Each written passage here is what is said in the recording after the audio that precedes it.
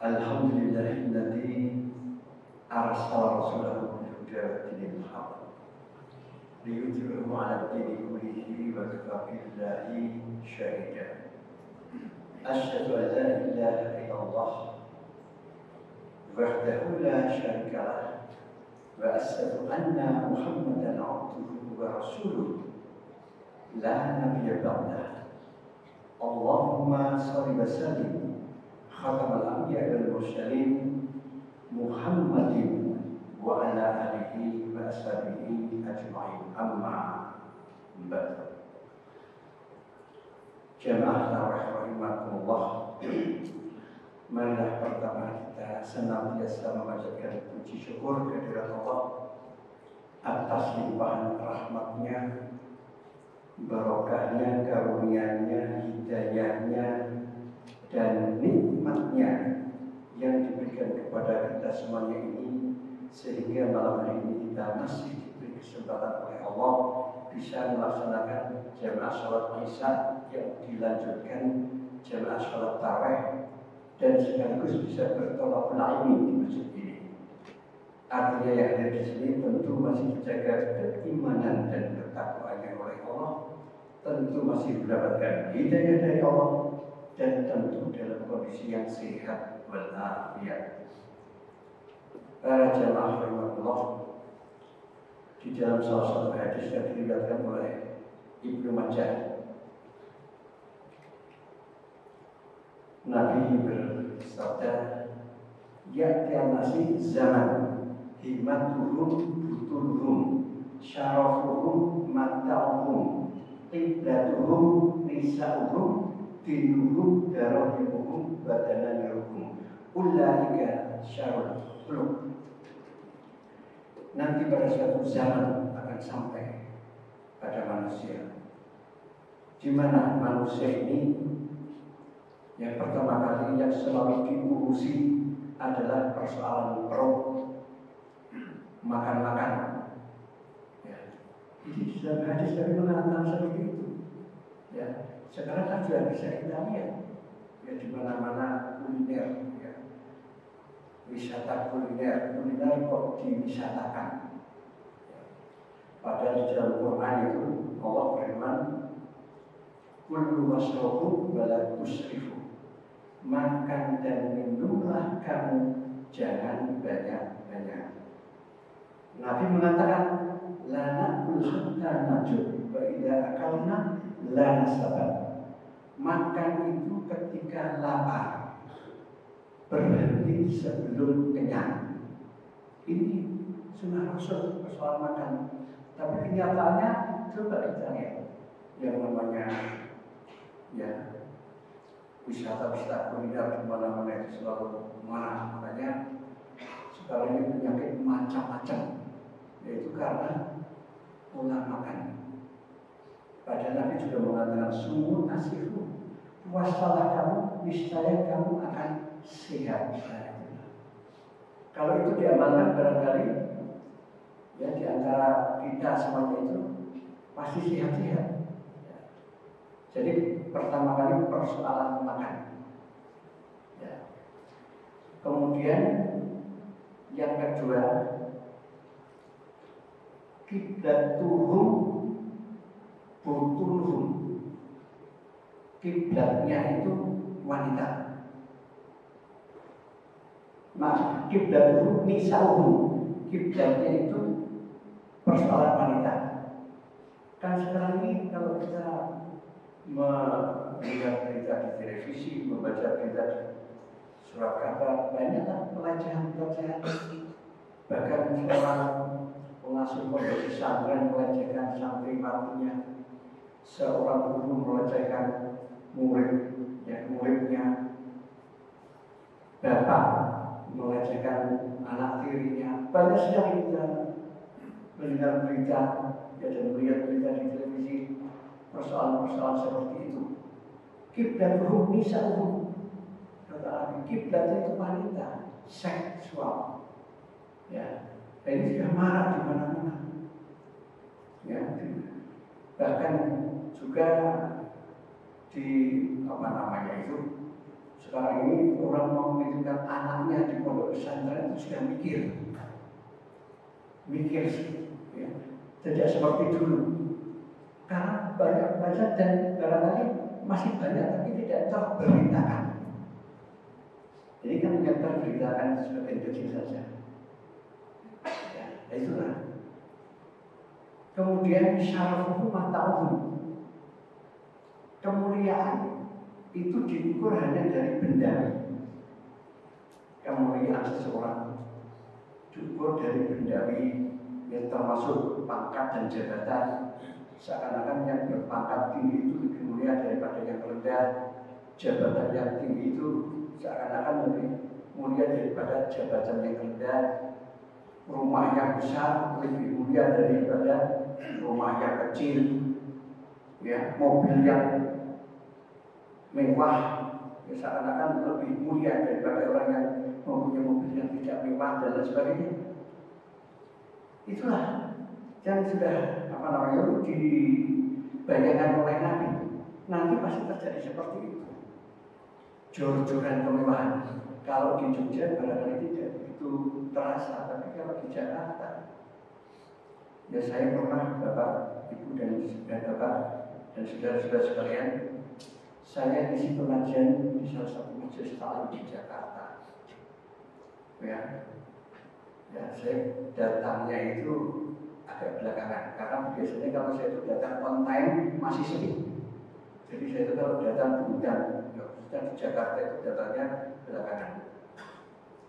Saya datang mau masuk tempat acara itu, parkiran mobil itu mewah-mewah semuanya, mobil-mobil mewah semuanya.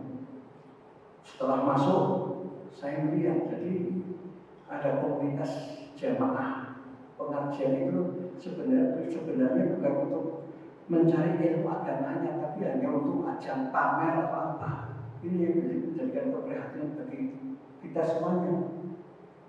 Ya, setelah saya ngisi pengajian, saya melihat, saya heran, loh, ternyata kotak infaknya itu tas kalau dipakai untuk kotak infak, hubung itu. Ternyata bukan kotak infaknya, ya tetap kotak infak, tapi tas itu orang pamer tas. Wah, ini harganya ratusan juta, ya. Kemudian teman-temannya pada melihat satu persatu sehingga tasnya itu keliling di seluruh jamaah seperti itu terjadi di sana. Jadi komunitas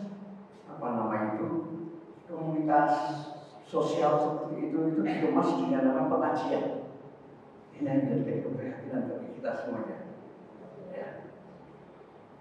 Kemudian yang dipamerkan bendawi tadi kan mengatakan kemuliaan itu dilihat dari bendawinya. Tasnya mahal lebih mulia, jamnya mahal lebih mulia daripada yang jamnya murahan. Nah seperti itu terjadi sekarang. Padahal bayangkan zaman Nabi belum ada barang-barang mewah. Nabi kok tahu nanti pada suatu zaman itu akan terjadi seperti itu. Sebagai contoh lagi, tanda-tanda kiamat kata Nabi, kalau orang sudah membangun bangunan yang berkompetisi, berlomba tinggi-tinggian, padahal zaman Nabi itu belum ada konstruksi struktur bangunan seperti ini. Jadi gak bakalan ada zaman Nabi itu bangunan tingkat. Kalau bangunan tinggi ada tapi di atas bukit. Tapi kalau tingkat ada lantai 1, lantai 2, lantai 3 tidak ada. Tapi Nabi sudah bisa membayangkan nanti akan terjadi seperti itu. Dan yang terakhir yaitu adalah tadi kiblatuhum nisa'uhum, kiblatnya wanita. Sekarang dinuhum darohimhum badanahiruhum.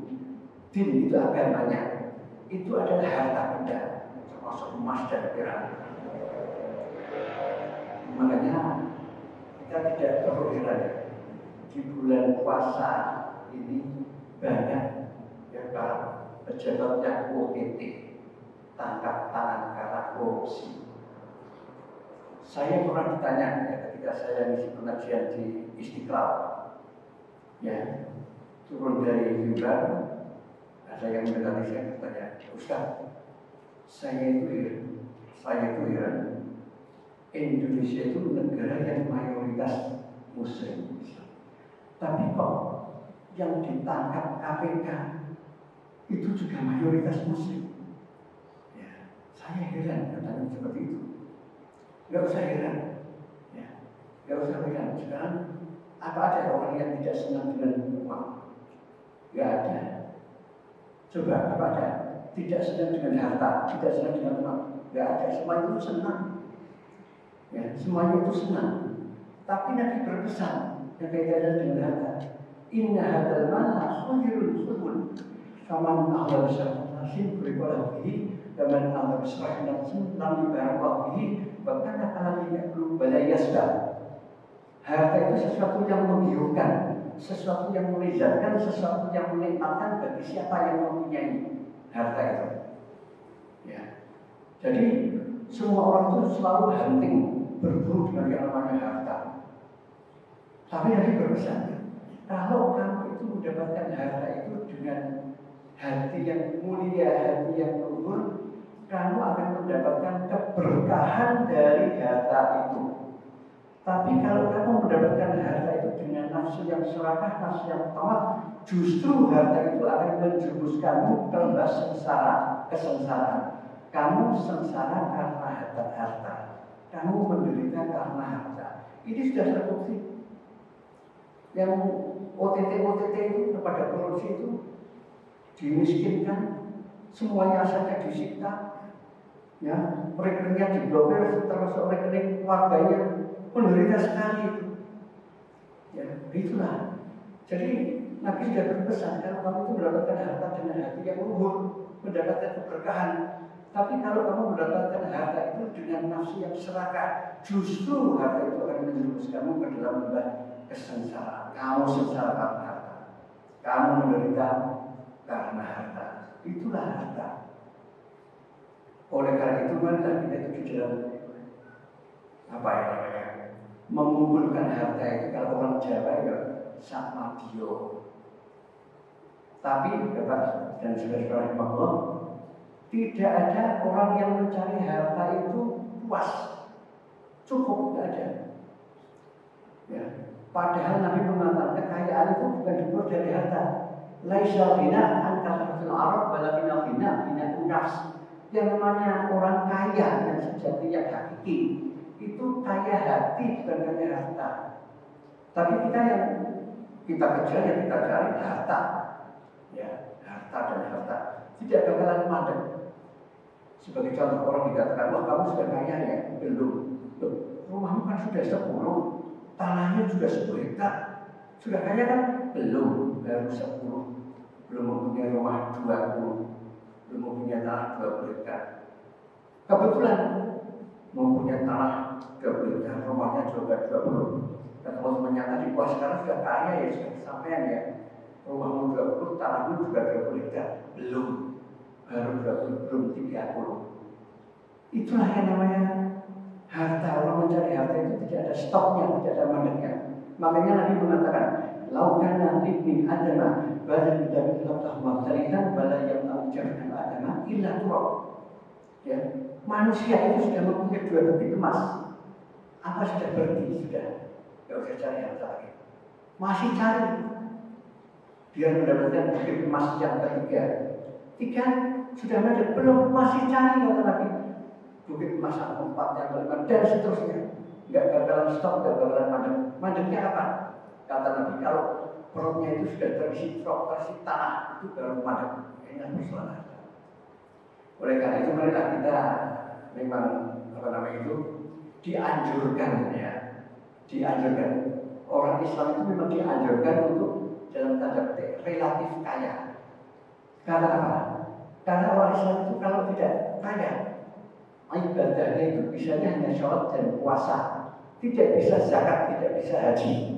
Makanya di dalam rukun Islam ada zakat dan haji itu pasti relatif kaya orang Islam itu.